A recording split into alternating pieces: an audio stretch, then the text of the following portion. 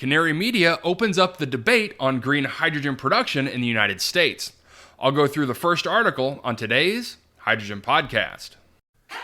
So the big questions in the energy industry today are, how is hydrogen the primary driving force behind the evolution of energy? Where is capital being deployed for hydrogen projects globally? And where are the best investment opportunities for early adopters who recognize the importance of hydrogen?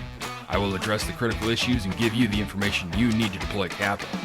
Those are the questions that will unlock the potential of hydrogen, and this podcast will give you the answers. My name is Paul Rodden, and welcome to the Hydrogen Podcast. In an article from Canary Media, Jeff St. John writes, "The Great Green Hydrogen Battle." Jeff writes, "A months-long debate over the future of the U.S. clean hydrogen industry is about to reach the boiling point.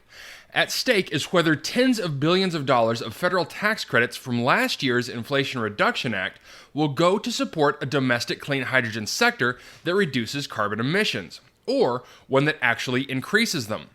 On one side is a loose coalition pushing to make hydrogen production in the U.S. as close to zero carbon as possible, made up of climate scientists, energy analysts, environmental groups, and a subset of would-be hydrogen producers. The only way to do that, they say, is for the federal government to set strict rules for the tax credits that would require hydrogen to be made with electrolyzers powered entirely by new sources of carbon-free electricity supplied on an hour-to-hour basis. Without such rules, they warn, the tax credits could bolster projects that result in more than twice as much carbon pollution as projects making hydrogen from hydrocarbons." In a quote from Rachel Fackery, who leads the Hydrogen and Energy Innovation Portfolio at the National Resources Defense Council, this is a huge subsidy. And she also says allowing money to flow to hydrogen production that increases emissions would be a perversion of the intent of the law. On the other side of the debate stand a host of companies with big hydrogen plans such as BP, Shell, NextEra Energy, and Plug Power that say overly restrictive rules could strangle a nascent and still cost-uncompetitive industry in its cradle. They want tax credits to go to hydrogen made from clean electricity that's accounted for on an average annual basis from across the country's grid, including through the use of controversial unbundled renewable energy credits, or made using existing resources such as hydropower and nuclear energy rather than newly built clean power sources. Even if looser rules don't extend through the 10-year lifespan of the tax credits, this camp argues they're needed at least during the early years of the industry's growth. The debate has been raging in hundreds of comments submitted last year to the IRS and the U.S. Treasury Department, which are tasked with writing the rules for how the tax credits will be administered. Industry watchers say draft rules could be issued as early as April.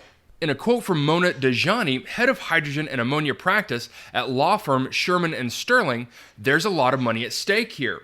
How it will be spent, she says, depends on how the Treasury Department and the IRS are going to hash it out.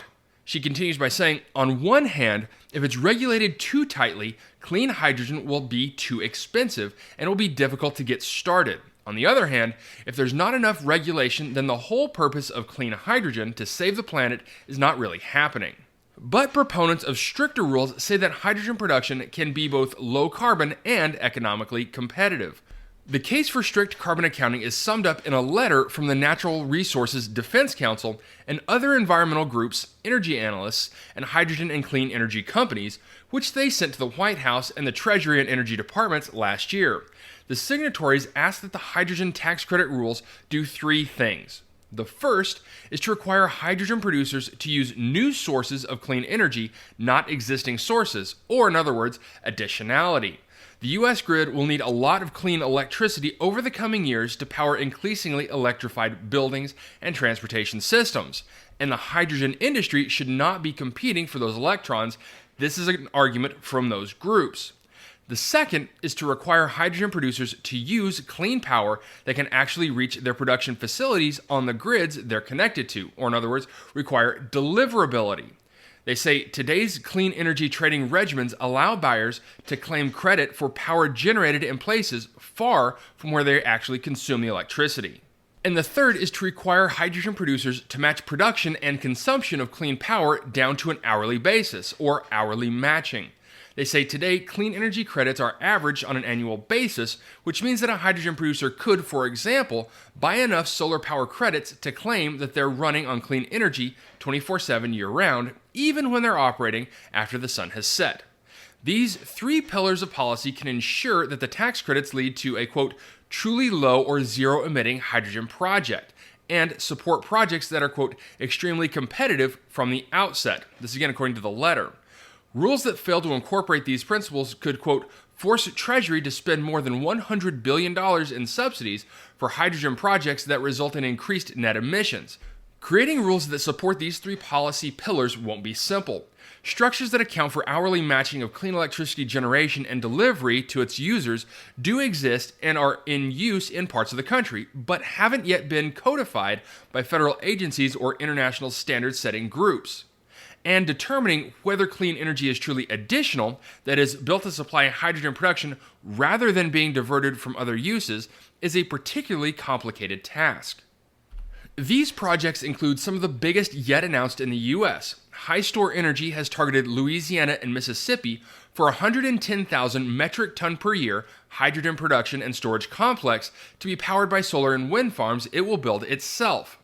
Energy company AES and industrial gas producer Air Products have announced plans to invest about $4 billion in a Texas hydrogen production facility to be powered by about 1.4 gigawatts of new renewable energy. And Intersect Power, a renewable energy developer with more than $6 billion in project finance lined up to expand a multi-gigawatt portfolio of solar and battery projects, plans to build renewables to supply the 3 gigawatts of clean hydrogen facilities it has under development.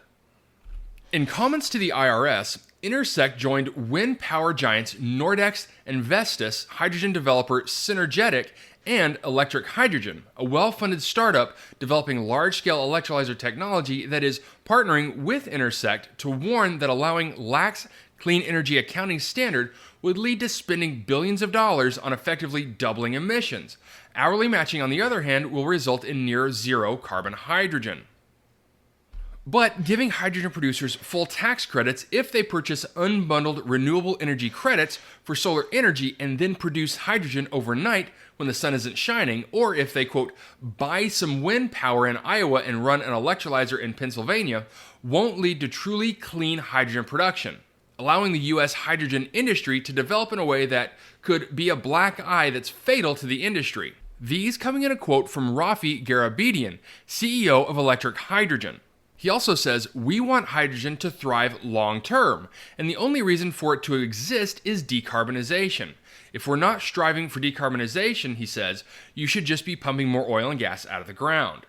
Okay, I'm going to go ahead and pull away here from the article, which is considerably longer, and just the first part in a 3-part series.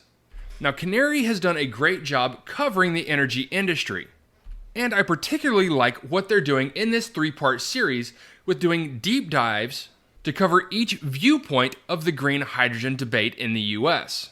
And if we pull away and look at this article as a whole, it echoes very much the same arguments that we're seeing in the EU over clean hydrogen and how it should be really allocated with electricity. And there are some things to keep in mind when reading this article. The first is that they're just talking about electrolytic hydrogen. This article and this debate in no way talks about hydrocarbon-derived hydrogen or CCUS. And so if we're looking at this argument strictly from an electrolyzed perspective, the additionality requirements do make a lot of sense, especially, say, if you're in Texas or California and have had to deal with the issues of using renewable electricity during crisis situations. Do you really want to be pulling away that electricity from a grid that's already strained? And to that point, if we are totaling up a full carbon intensity score for green hydrogen, you do have to take into account where the electricity that they're using for the electrolyzer, where that's coming from. Is it a natural gas plant? Is it renewables? Is it a coal-fired plant? Is it nuclear? When totaling up a CI score, these metrics matter. And then there is really a gray area about energy generation that people really don't talk about, especially when it comes to renewable-powered electrolysis. And that is, should nuclear be considered a part of that? Its electricity generation has no carbon emissions, and it's running all day, every day. Also, what people aren't talking about when it comes to renewables are geothermal and hydroelectric power, neither of which are intermittent. And so really what that boils down to is that both sides of this argument have a lot more wiggle room and overlap than I think they realize. That yes, pulling away electricity from the grid that's currently being supported by our renewables is not the best use of that electricity. And so installing dedicated systems for those electrolyzers makes sense. But there are better sources of electricity that can be used right now to avoid those dips in supply and demand for hydrogen generation for electrolyzers. All right, that's it for me, everyone. If you have a second, I would really appreciate it if you could leave a good review on whatever platform it is that you listen to. Apple Podcast, Spotify, Google, YouTube, whatever it is. That would be a tremendous help to the show. And as always, if you ever have any feedback, you're welcome to email me directly at info@thehydrogenpodcast.com. And as always, take care, stay safe, I'll talk to you later. Hey, this is Paul. I hope you liked this podcast. If you did and want to hear more, I'd appreciate it if you would either subscribe to this channel on YouTube or connect with your favorite platform through my website at www.thehydrogenpodcast.com. Thanks for listening. I very much appreciate it. Have a great day.